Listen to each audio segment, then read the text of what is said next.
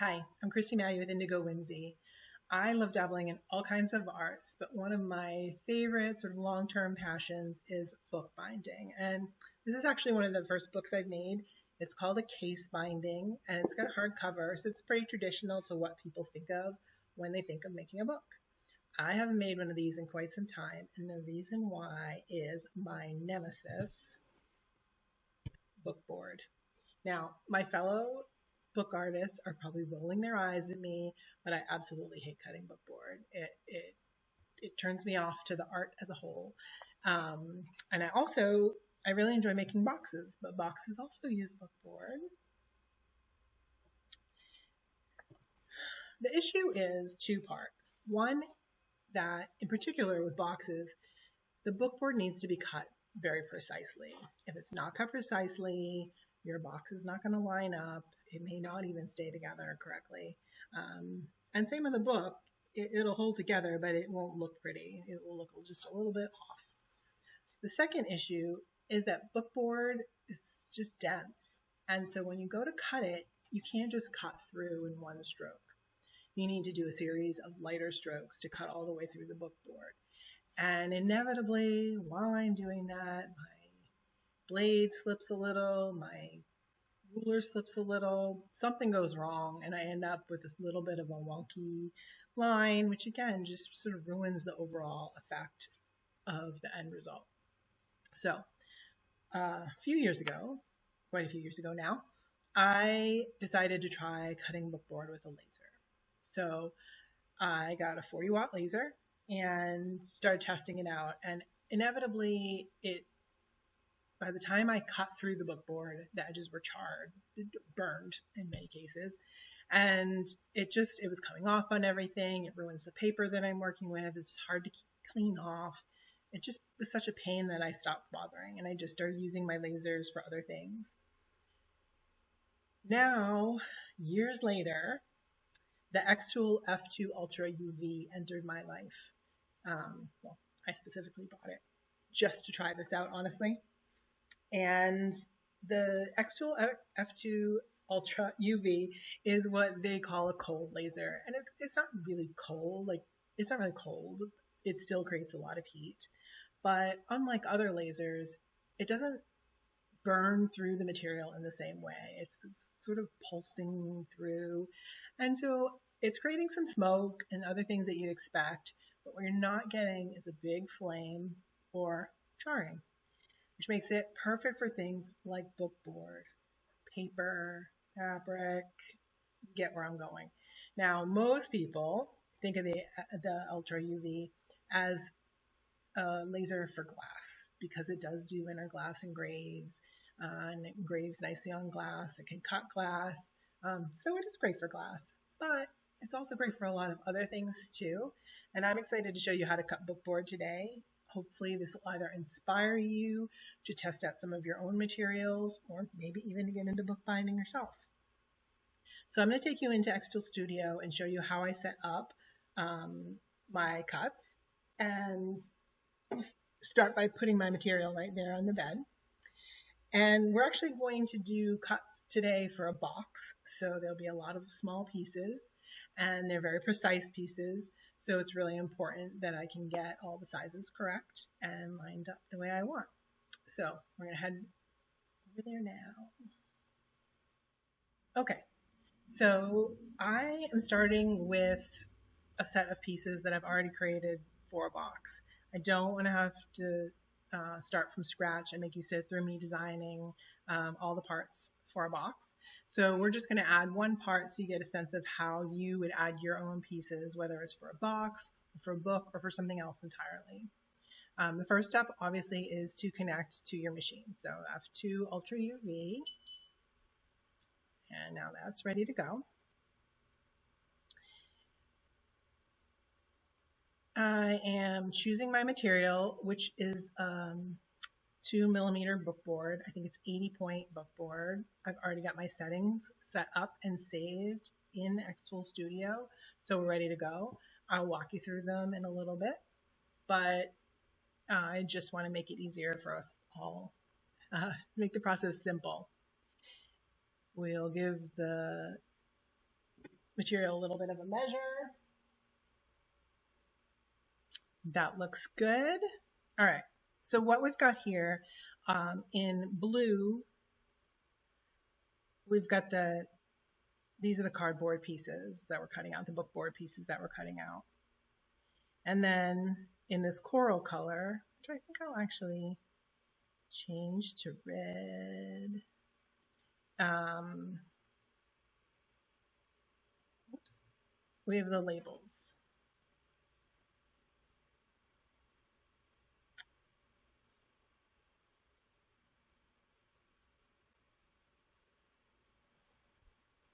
The labels are just going to score each piece so that I know what they are. There's a lot of pieces when you're making a box, and you don't want to have to try and be figuring out which piece goes with which part later on after the fact.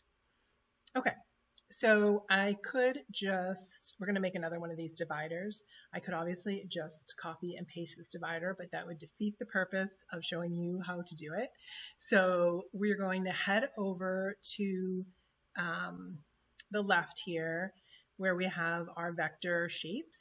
And we're going to choose a rectangle. And just going to draw a rectangle. Make it, I think, green so we can see it easily. We'll change it over later. And so the size of this rectangle is 50.72 millimeters by 30.56 millimeters, which is not the size that we want. Now you hopefully will have a set of dimensions already ready to go that you can just enter in your pieces. I'm, like I said, copying this box that's already made, and it is 54 by 30. So we're just going to type up here 54. And I want to point out that the aspect ratio is currently locked, which means if I change the height, it's going to change the width appropriately so that the box stays in the correct aspect ratio. But that's not what I want. So what did I say? 54 by 30. So I've turned off that for now by 30. And there you go. We'll turn it back on. And I'm just going to snap this in place with the rest of the rectangles that I've already got. This is a good point to explain that I have these snapped side by side. My ideal would be when they cut in the laser that each line cuts once. So they're basically sharing a line.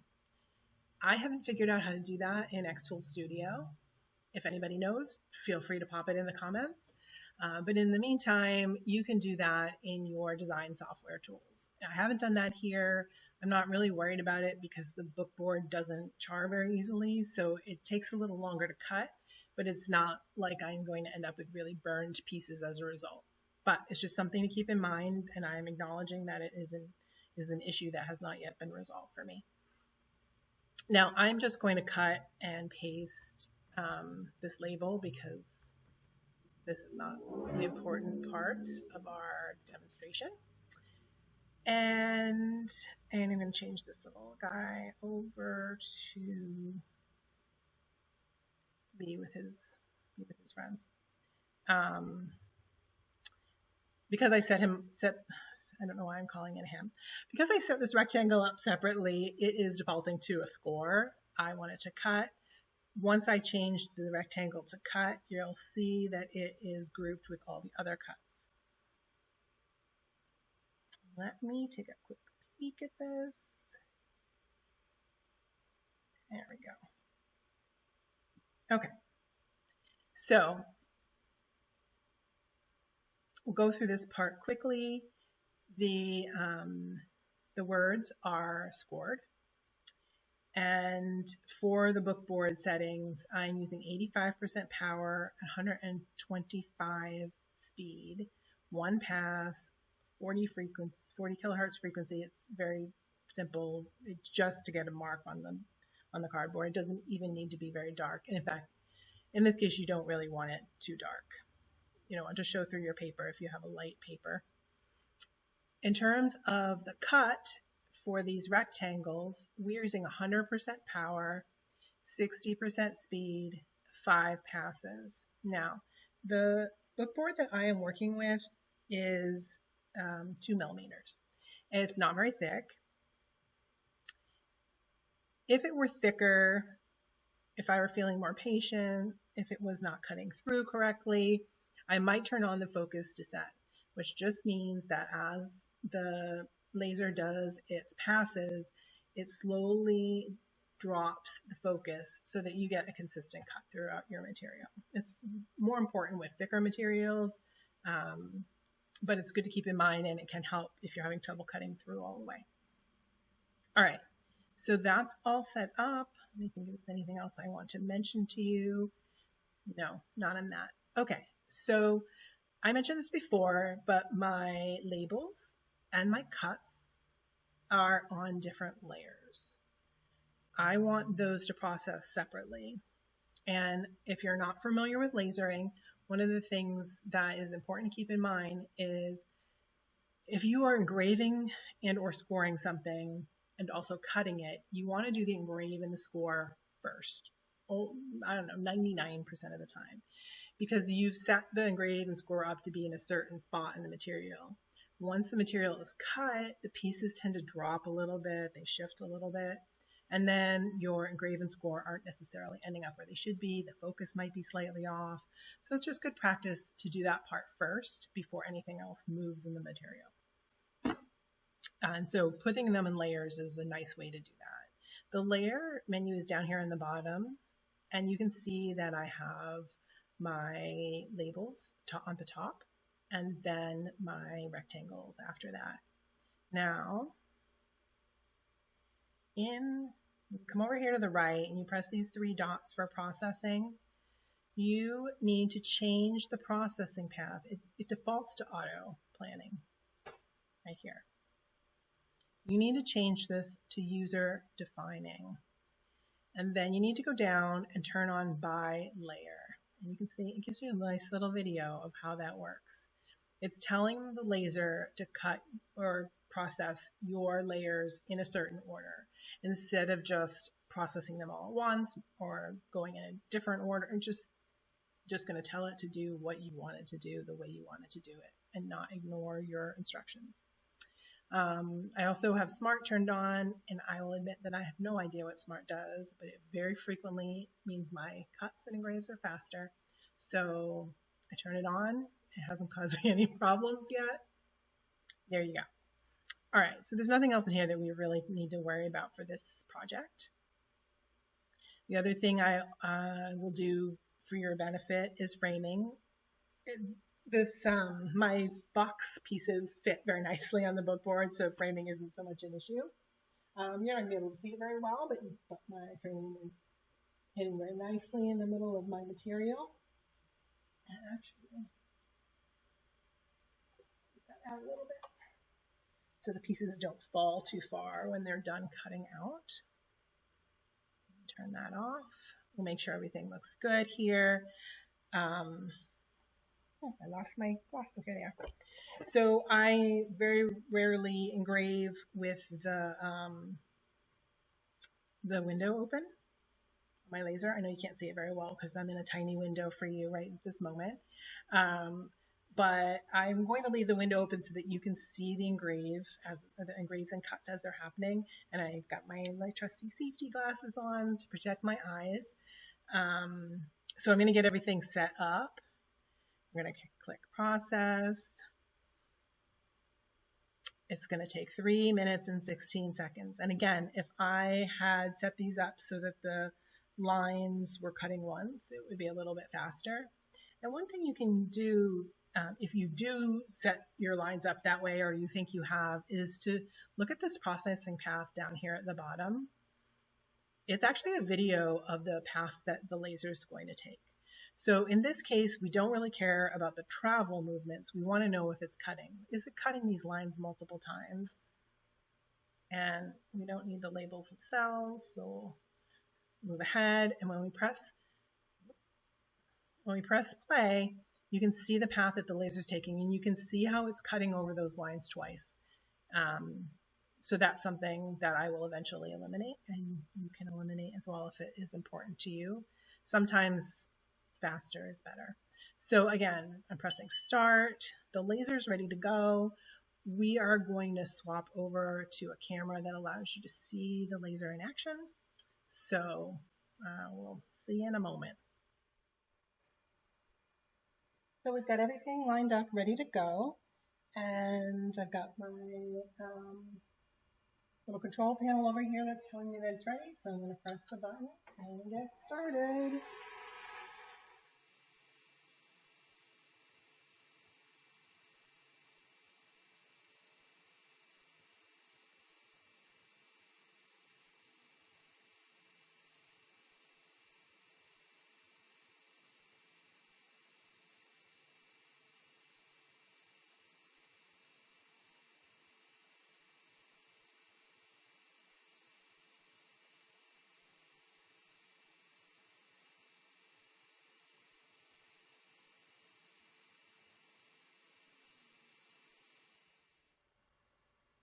All right, so before I pull everything out, I just want to point out what a great job the exhaust fan did of removing the smoke right while it was cutting and engraving.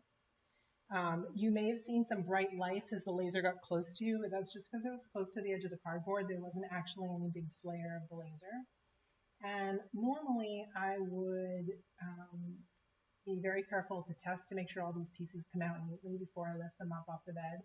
But today I'm not going to worry about it because this is more of a demo, and I just want to be able to move forward and show you how things are cutting. So you can see the pieces are coming out pretty nicely.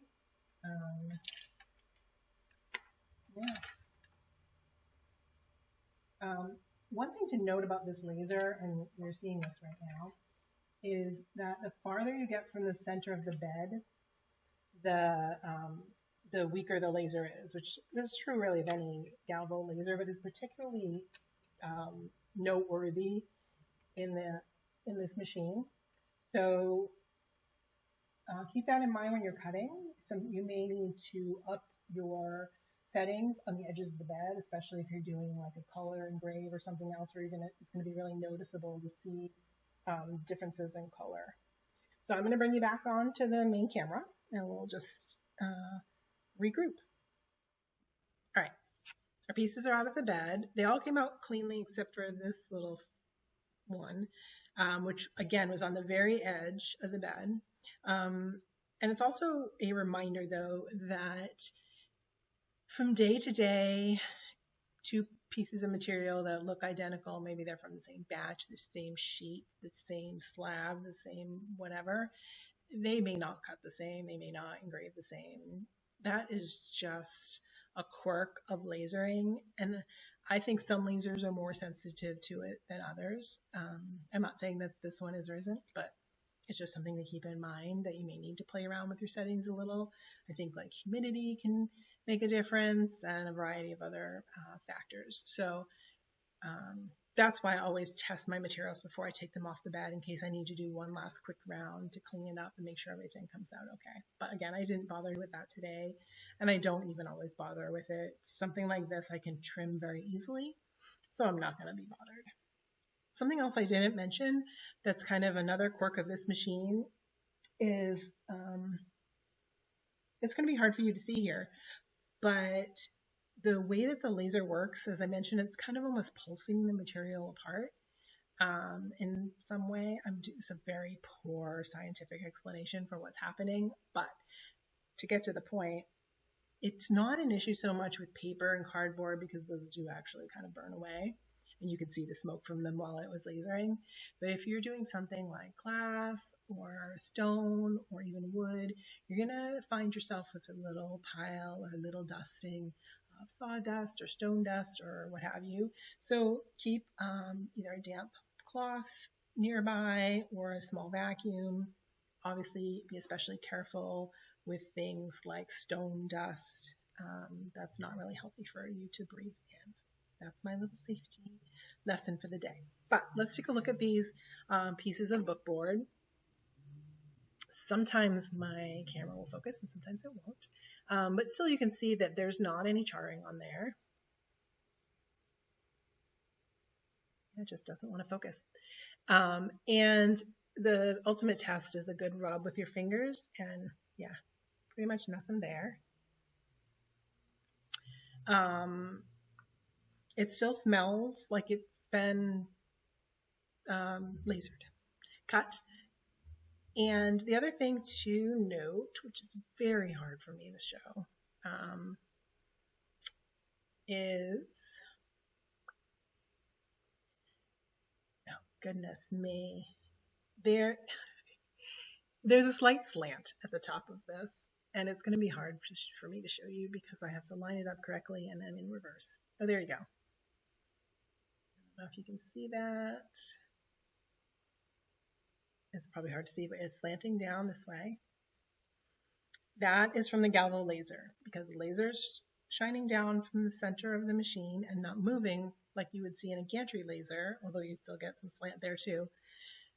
The further you get away, the bigger the slant is going to be in your cut angle. So keep that in mind when you're laying out your pieces and thinking about how you laser. You can do you don't have to laser all the pieces all at once. You can do one group and then another group, whatever works for you for your project. This material, as I mentioned before, is pretty thin. If you were working with thicker material, it would be more noticeable and it might be more problematic. But what you should know, if you're a box maker or doing something similar, is that that angle, oh my goodness, I got to put my glasses on for this one. That angle does make a difference when you're standing these up. That's what we're looking at right there. So you may need to sand down the sharp point or just compensate in another way. I use like a 90-degree prop to hold these in place. And once the glue is in there, it doesn't really, it's pretty sturdy, but that angle does come into play if you're not careful. And the other thing is that the UV laser is pretty thin. And so kerf is a little bit less of an issue than maybe you'd find in a different kind of laser. But kerf is still a thing, and especially if you need to sand down the edges. So kerf is basically the amount of stuff that's cut away, the amount of space that's created when the laser cuts through the material. So if you have two pieces, if you have one piece of material, once the laser cuts down the middle and it becomes two pieces, there's a tiny gap in there. And depending on the laser, the gap will be bigger or smaller. It doesn't look like much, but it can make a difference in your measurements. So the easiest way to figure something like that out is, where are those divider pieces? Here's one of the divider pieces we made. And I have my calipers. I'm going to turn on. And those pieces were, I believe, 54 by 30. This is spot on with the 30.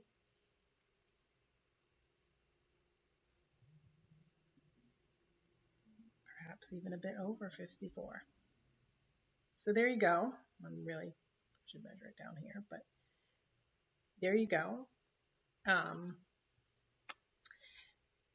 So it's always helpful if you're doing really precision work to measure your pieces out. Okay, that is more than you needed to know. I am excited to be able to make boxes and books again without having to measure and cut my book board. And not only that, but I can make really precise, consistent covers and shelves for my boxes without a lot of stress. And I know the angles are going to be 90 degrees. I know the pieces are going to line up correctly. I know that I'm not going to slip, and I can churn those out pretty quickly so that I can focus on the parts that I enjoy most, like choosing beautiful handmade papers and embellishments. So I hope that brings you joy. I will share the settings below so that you don't have to write them down in the middle of the video. I should have mentioned that to you before, but I didn't. So I appreciate you joining me today. You can always like and subscribe if you want to give me a little nod. And once again, I'm Christy with Indigo Whimsy. See you next time.